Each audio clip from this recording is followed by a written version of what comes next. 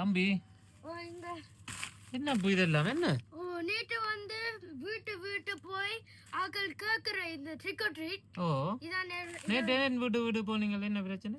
அதான் நான் மாஸ்க் போட்டு எல்லாரும் நான் போனேன். நான் என்னத்துக்கு? இது ஸ்வீட் தானே இருக்கு. ஓ நேற்று என்ன நடந்தது? இந்த ஹாலோவீன். அதுக்கு போனதா?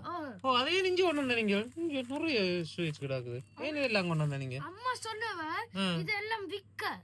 ஏன் நான் விக்கட்டாம்? விக்கட்டாம் ஏனென்றால் அவ சொல்ற இது டூ மச் சாப்பிடல இது. அது சரி இல்ல.